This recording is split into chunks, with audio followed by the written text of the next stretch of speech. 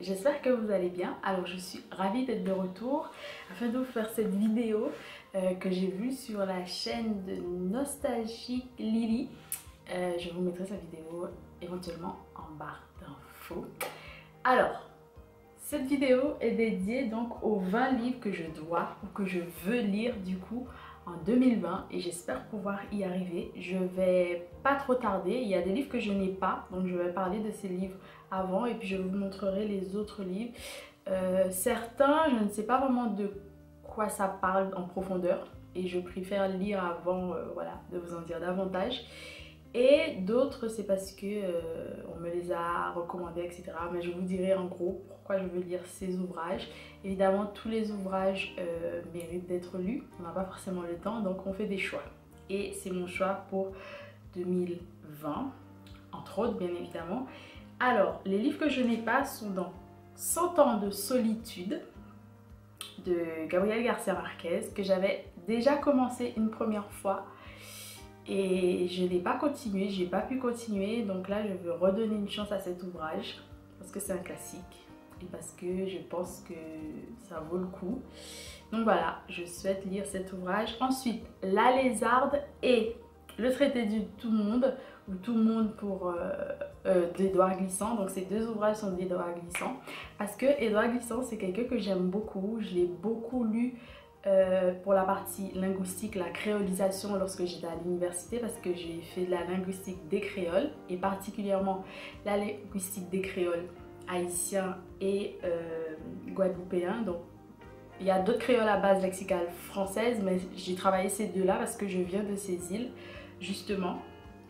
Donc ça m'intéressait, j'aime beaucoup ce qu'il a fait, j'aime beaucoup cette façon de voir le monde, notamment la Caraïbe et le processus de la créolisation. C'est vraiment très intéressant et j'ai lu des extraits à chaque fois, j'ai lu certaines choses mais j'ai jamais eu le temps de me pencher sur ses ouvrages et puis c'est quelqu'un vraiment que je respecte beaucoup, il a fait beaucoup de choses et je souhaite vraiment lui rendre hommage en faisant ça et puis parce que ça va bien dans ma démarche. Voilà, ce sont les 3 ouvrages que je n'ai pas en ma possession, du moins pas encore, et que je souhaite lire donc en 2020. C'est parti maintenant pour les ouvrages que j'ai en ma possession. Alors, l'ouvrage que je tiens à lire parmi tant d'autres cette année, c'est donc Americana de Chimamanda Ngozi Adichie. Je sais que ça fait longtemps que je me dis que je dois le lire parce qu'en fait, j'ai une version en anglais que je n'ai jamais lue non plus, qu'on m'avait offert pour mon anniversaire. Et j'avais essayé en anglais, j'avais pas accroché, donc je vais essayer en français pour voir peut-être si c'est possible. Mais je pense que c'est moi, j'ai du mal à accrocher avec ces ouvrages, notamment les romans, parce que nous sommes tous des féministes, j'ai pas eu de soucis, j'ai trouvé ça très intéressant, très bien écrit, etc. Même si je l'ai lu en français. En revanche, j'ai du mal avec ces romans, j'avais commencé l'autre roman, L'Hibiscus pourpre. Et aussi celui-là j'avais du mal. Donc je vais vraiment m'y mettre là pendant que j'ai l'occasion de le faire pour approfondir. On continue donc avec Becoming de Michelle Obama. Donc j'ai acheté j'ai acheté cet ouvrage pour mon anniversaire l'année dernière. Donc ça va faire bientôt 1 an que j'ai dans ma pile, si ça fait pas déjà 1 an. Et je souhaite lire cet ouvrage parce que voilà, c'est Becoming. Et parce que c'est Michelle Obama, donc voir un peu ce qu'elle a à dire et voir son parcours de femme, c'est très intéressant aussi de se pencher sur les parcours de femmes, je pense. Donc c'est l'un des parcours de femmes que je tiens à lire cette année, j'en ai un autre d'ailleurs. Et pouvoir aussi comment s'inspirer de ces femmes, voilà. On continue avec Les Gratitudes de Delphine de Vigan. Je tiens à lire cet ouvrage vraiment parce que j'ai beaucoup entendu parler de l'auteur, de ce titre et de pas mal de choses. J'ai jamais eu l'occasion de le lire parce que je pense que ça ne m'intéressait pas. Je sais pas si ça m'intéresse encore, toujours, mais j'ai envie de donner une chance parce que c'est un ouvrage que j'ai depuis quelques temps chez moi. Donc j'ai vraiment envie de donner une chance et c'est un ouvrage que j'ai eu par ma librairie en fait. Donc je veux vraiment donner une chance à cet ouvrage. Ensuite, j'ai envie de lire Guy Régis Junior, Les 5 fois où j'ai vu mon père, qui est cet ouvrage qui est sorti il n'y a pas très longtemps. J'ai hâte de lire ce texte parce que j'ai jamais lu cet auteur. C'est un auteur haïtien et c'est un ouvrage qui me plaît parce que ça parle du père et c'est un sujet que j'ai envie d'approfondir et parce que ça fait partie aussi de ma démarche ici, donc lire la littérature afro-caribéenne et surtout voilà, Haïti qui me tient beaucoup à cœur. Donc voilà, c'est pour cette raison. Et puis quand j'ai vu cet ouvrage, ça m'a beaucoup touchée parce que la première de couverture, donc qui est une photo, me rappelle vraiment les photos qu'on a l'habitude de prendre de nous quand on était plus jeune. Et du coup, ça m'a frappée et marquée. Donc c'est pour ça que j'ai vraiment envie de donner une chance à cet ouvrage. Je continue avec donc Soseki Clair Obscur. C'est de la littérature japonaise. C'est un ouvrage que j'ai depuis très longtemps et du coup je pense qu'il a même été réédité parce que c'est une vieille édition, je pense, une vieille ouais, Rivage Poche, ça fait super longtemps et du coup j'ai envie de découvrir autre chose bien évidemment et comment dire, de m'instruire aussi voilà, de point de vue professionnel mais aussi personnel. Donc j'ai décidé de le lire parce que ça fait très longtemps qu'il est chez moi et que j'ai envie de lui donner sa chance également. Voilà, et puis apparemment c'est un chef-d'œuvre, donc pourquoi pas. On continue avec donc Amadou Kourouma, Allah n'est pas obligé. Alors pourquoi je lis cet ouvrage? Parce que j'ai discuté avec quelqu'un qui aime vraiment cet auteur, qui aime beaucoup la littérature afro-africaine, antillaise, etc. Et c'est aussi le personnage du coup, Amadou Kourouma, l'auteur, me fait beaucoup penser à quelqu'un de ma famille. Donc je sais pas pourquoi, mais c'est comme ça, ce sont des choses qui arrivent. Et ce titre en particulier m'a beaucoup plu, Allah n'est pas obligé, et je l'ai acheté récemment pour pouvoir le lire et enfin, plonger dans cet univers que je connais pas. Donc voilà, et je pense que ce sera pour bientôt, en tout cas j'espère pour 2020. Et puis la couverture me frappe énormément et vraiment c'est un univers que j'ai hâte de découvrir qui m'attire beaucoup, donc c'est pour ça aussi qu'il est sur ma liste. Je continue avec David Diop, frère d'âme. Cet ouvrage que j'ai voulu lire depuis sa sortie, que je n'ai jamais eu l'occasion de lire. Je ne sais pas pourquoi, j'aurais pu l'acheter, j'aurais pu l'emprunter, je sais pas. Donc là, je l'ai emprunté et je souhaite le lire. En plus, il n'est pas très long, il a reçu un prix, enfin des prix même. Voilà. Donc je trouve que c'est important quand même. Et puis c'est intéressant, c'est toujours des univers très intéressants. Donc à donner une chance à ces ouvrages. Si vous avez lu ces ouvrages, n'hésitez pas à me dire ce que vous en avez pensé. Et si vous en avez d'autres que vous souhaitez lire, n'hésitez pas à me le dire. On pourrait éventuellement les lire ensemble. Je continue avec du coup Cadavre Esquis de Agustina Basterica. Je sais pas si ça se dit comme ça. Mais voilà. J'ai envie de lire cet ouvrage parce que c'est un ouvrage qui était considéré comme un ovni de la rentrée littéraire précédente. Et j'en ai beaucoup entendu parler. Et pourquoi j'ai vraiment envie de lire? Parce que ça parle en fait de notre société qui aurait peut-être évolué par rapport à tout ce qui est aussi sur le rapport à notre consommation, notamment la consommation de viande et cette affaire d'appartenance en fait aussi qui me... Est-ce qu'on doit posséder quelqu'un, cette affaire de propriété, etc. Donc ça me tient à cœur et j'ai vraiment envie de le lire. J'ai feuilleté déjà, la première page m'a plu et puis ça m'intrigue énormément, vraiment. Donc je souhaite vraiment plonger dans cet ouvrage. Je continue avec donc Le bal des ombres de Joseph O'Connor que j'ai eu la chance de rencontrer du coup pendant une soirée littéraire. Et j'étais contente qu'on m'ait donné cet ouvrage déjà, donc merci aux éditions Nuage. Et c'est dans le cadre professionnel en fait. Et je suis très contente d'avoir eu cet ouvrage qui parle de différentes personnalités et notamment de Bram Stoker, le futur auteur de Dracula à cette époque dans cet ouvrage. Comme j'ai beaucoup aimé Dracula, j'ai vraiment beaucoup aimé cet ouvrage que j'ai lu quand j'étais à l'université et qui parle aussi d'Ellen Terry, de pas mal de choses, du théâtre normalement. Et voilà, quelque chose qui m'intéresse aussi, le théâtre. Donc j'ai vraiment envie de lire cet ouvrage et de me plonger dans l'univers de O'Connor, que je connais de nom, que j'ai beaucoup entendu parler de lui, mais je n'ai jamais lu. Donc voilà, on va en profiter pour découvrir pas mal d'auteurs et d'univers. Je continue avec Laurent Godet, La mort du roi de Sangor. Alors j'ai déjà lu pas mal, enfin pas mal, mais j'en ai lu au moins un de Laurent Godet. C'était Danser les ombres, que j'ai adoré. Ça parlait aussi d'Haïti et du tremblement de terre, parce que je crois qu'il était là-bas, ou il a été par la suite, je sais plus, lors du tremblement de terre. Et d'ailleurs, je l'ai mis dans une vidéo des ouvrages qui parlent du tremblement de terre ou qui évoquent le tremblement de terre. Je vous mettrai ça ici si vous ne l'avez pas vu, ou là.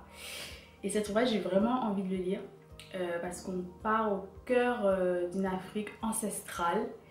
Et j'ai vraiment envie de découvrir cet ouvrage. J'en ai beaucoup entendu parler et je me souviens que lorsque je faisais mon stage en librairie, on m'avait conseillé celui-là et l'autre. Salida, ou un truc comme ça, je sais plus, bref. Si je le retrouve, je vous le mettrai. Et du coup, je vais rentrer à nouveau, voilà, dans l'univers de Laurent Godet, mais sur un autre continent, dans un autre pays, dans d'autres pays, voilà. Ça commence à faire une grosse pile quand même, hein, je trouve. On continue avec, donc, Moi Malala, je lutte pour l'éducation et je résiste aux talibans. Donc un ouvrage que j'ai depuis longtemps. J'ai même des... Ah, ce sont des idées de livres que j'avais à lire, que je voulais lire. Donc c'est un ouvrage que j'ai depuis 2 ans, peut-être maintenant, 3 ans, je sais plus. Mais je l'ai acheté lorsque j'étais en stage justement en librairie. Et j'ai toujours voulu lire le récit de cette jeune femme qui a eu le prix Nobel de la paix. Et parce que sa lutte pour l'éducation, pour moi, c'est ce que j'entreprends au quotidien. Et ma formation, normalement, c'est une formation d'enseignante. Et pour moi, l'éducation, c'est la clé de pas mal de choses. Ce n'est pas la seule chose, mais c'est la clé de pas mal de choses. Et je me dis que si on avait tous accès à l'éducation, ou à certaines choses qui touchent à l'éducation, on aurait pu changer beaucoup de choses. Donc c'est pour ça que ça m'intéresse. Et puis c'est aussi partir sur les traces d'une femme. Et ça m'intéresse énormément de connaître ces choses en fait. Voilà. C'est reparti avec une femme. Je crois que j'ai choisi beaucoup de femmes. Je suis trop contente. Et c'est trop bien. L'amie prodigieuse d'Elena Ferrante, je l'ai depuis super longtemps. Alors moi, j'ai pas lu beaucoup de littérature italienne, à part Dino Buzzati, le cas qui est l'un de mes préférés. Bon, en même temps, je n'ai pas lu beaucoup de Buzzati.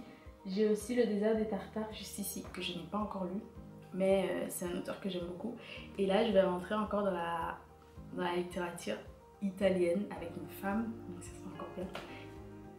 Voilà. Et parce que voilà, j'en entends beaucoup parler. Il y a eu une série également. J'avais envie de voir la série, mais je me suis dit, allez, donne une chance d'abord à l'ouvrage et après tu iras voir la série. On va essayer de faire les choses dans l'ordre, on peut dire ça comme ça. Mais après, si vous voyez la série avant de lire le livre, je pense pas que ce soit voilà, un drame. Et j'ai hâte en fait de lire cet ouvrage pour ça, pour entrer dans un univers encore que je connais moins bien.